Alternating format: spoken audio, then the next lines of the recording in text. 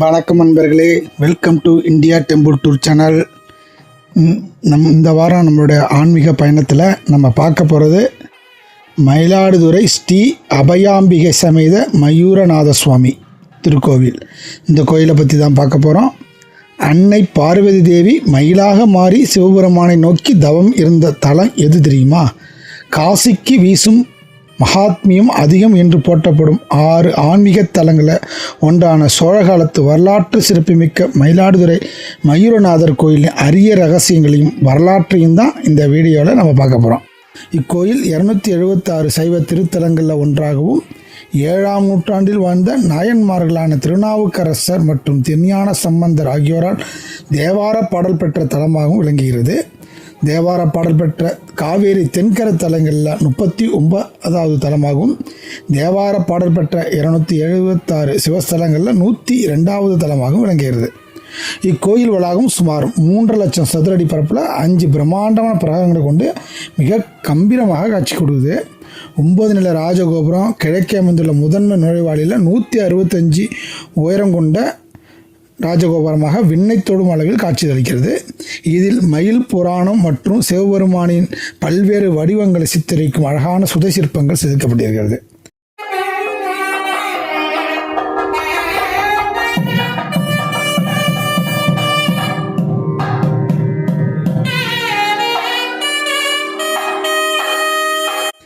மூலஸ்தானத்தில் வீற்றிருக்கும் மயூரநாதர் ஒரு சுயம்பு மூர்த்தியாக தோன்றி ஆவார். இவருக்கு மேலே அமைந்துள்ள விமானம் திரிதல விமானம் என்ற அரிய அமைப்பை கொண்டது. மூலவர் சன்னதிக்கு அருகில் அன்னை பார்வதி தேவி மயில் வடிவில் சிவலிங்கத்தை பூஜிக்கும் அழகிய சிற்பக்கோலம் அமைந்துள்ளது. அம்பாள் சன்னதிக்கு நேரே நடராஜ சன்னதி அமைந்துள்ளது.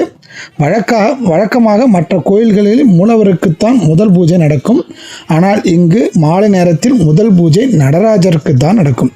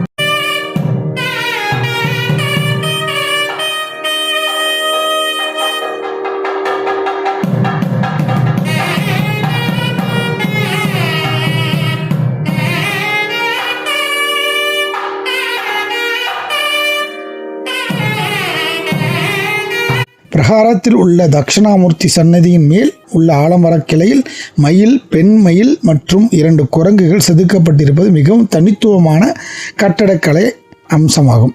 அம்பாள் சன்னதிக்கு அருகில் நாதசர்ம மற்றும் சிவப்பு புடை மட்டுமே அணிவிக்கப்படும் அனவித்யாம்பிகையின் ஜீவசமாதிகள் லிங்க வடிவில் அமைந்திருக்கின்றன. தட்ச நடத்திய யாகத்திற்கு சிவருமானின் பேச்சை மீறி சென்றதால் அன்னை பார்வதி அவமதிக்கப்பட்டார். இதனால் ஏற்பட்ட சாபத்தின் காரணமாக அவர் மயிலாக மாற நேர்ந்தது. சாப விமோசனம் பெற காவேரியின் தென்கரையில் அமைந்துள்ள இந்த அழகிய பகுதிக்கு வந்து சிவலிங்கத்தை பிரதிஷ்டை செய்து கடுமையான தவம் மேற்கொண்டார். அம்பாளின் தூய்மையான பக்தியால் மகிழ்ந்த சிவபெருமான் தானும் ஒரு ஆண்மையில் வடிவம் எடுத்து அன்னைக்கு முன்னால் பிரம்மாண்டமான கௌரி தாண்டவம், அதாவது மயூர தாண்டவம் ஆடினார். அம்பாளின் சாபத்தை நீக்கி அவளை தன் இடபாகத்தில் ஏற்றார். இதனால் இத்தல இறைவன் மயூரநாதர் என்றும் அம்பாள் அபயாம்பிகை என்றும் அழைக்கப்படுகிறார்கள். ஒவ்வொரு ஆண்டும் ஐப்பசி மாதத்தில் இங்கு நடைபெறும் காவேரியின் துலாஸ்நானம் உலக புகழ்பெற்றது. கங்கை யமுனை போன்ற புண்ணிய நதிகள் அனைத்தும் தங்கள் பாவங்களை போக்கிக் கொள்ள ஐப்பசி மாதத்தில் இந்த ஆலயத்தின் காவேரி துறையில் வந்து நீராடுவதாக ஐதீகம். ஐப்பசி கடைசி நாளில் வர முடியாமல் மறுநாள் கார்த்திகை முதல் நாள் தாமதமாக வந்து மாற்றுத்திறனாளிகள் பக்தர்களுக்காக, அதாவது முடவன் சிவபெருமான் துலாஸ்நானம் பலனை நீட்டித்து அருளினார். இதுவே முடவன் முழக்கு என்று இன்றும் கொண்டாடப்படுகிறது.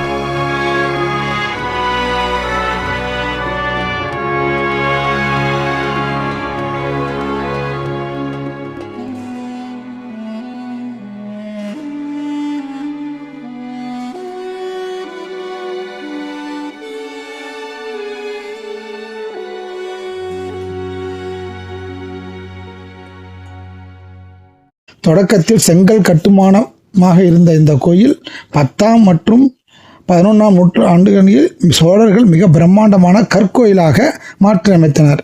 குறிப்பாக சோழ மாதேவி, செம்பியன் மகாதேவி மற்றும் முதலாம் குலோத்துங்க சோழன் ஆகியோரின் பங்களிப்பு இக்கோயிலில் மிக அதிகம். இந்திய தொல்லியல் துறை சுமார் 17க்கும் மேற்பட்ட பழமையான கல்வெட்டுகளை கண்டறிந்துள்ளது. முதலாம் ராஜேந்திர சோழன், 3ஆம் குலோத்துங்கன், ராஜராஜ சோழன், பாண்டிய மன்னர்கள் மற்றும் விஜயநகர பேரரசர்கள் இக்கோயிலுக்கு வழங்கிய நிலங்கள் மற்றும் தங்க கொடைகள் பற்றி இக்கல்வெட்டுகள் விவரிக்கின்றன. இக்கோயிலில் தற்போது புகழ்பெற்ற திருவாவடுதுறை ஆதீனத்தின் கட்டுப்பாட்டில் மிக சிறப்பாக பராமரிக்கப்பட்டு வருகிறது. இக்கோயிலானது காலை 6 மணி முதல் 12 மணி வரையும், மாலை 4 மணி முதல் இரவு 9 மணி வரையும் திறந்திருக்கும். இந்த கோயிலுக்கு எப்படி போகணுன்னா, சென்னை டு நாகப்பட்டினம் போகும் வழியில் மயிலாடுதுறை இருக்கிறது. கும்பகோணத்திலேருந்து 45 நிமிடங்களில் இந்த கோயிலுக்கு செல்லலாம். இக்கோயிலுக்கு முன்னால் 8 கிலோமீட்டர் தள்ள வைத்தீஸ்வரன் கோயில் இருக்குது. அதுவும் ஒரு பாடல்பட்ட ஸ்தலம், மிகவும் சிறப்பான ஒரு தலம்.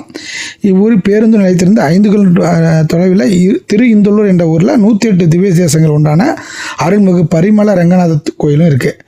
நீங்கள் மாயிரம் அதாவது மயிலாடுதுறை வந்துட்டிங்கன்னா நிறைய கோயில்கள் இருக்குது. நிறைய கோயில்களை பார்க்கலாம். மிகவும் அற்புதமான ஒரு ஸ்தலம். இதோட இந்த வீடியோவை முடிச்சுக்கிறேன். இந்த பதிவு உங்களுக்கு ரொம்ப பிடிச்சிருந்தா உங்கள் ஃப்ரெண்ட்ஸுக்கு, ஃபேமிலிக்கு எல்லாருக்கும் ஷேர் பண்ணுங்கள். என்னுடைய சேனலை நீங்கள் சப்ஸ்கிரைப் பண்ணுங்கள். நன்றி, வணக்கம், திருச்சிற்றம்பலம்.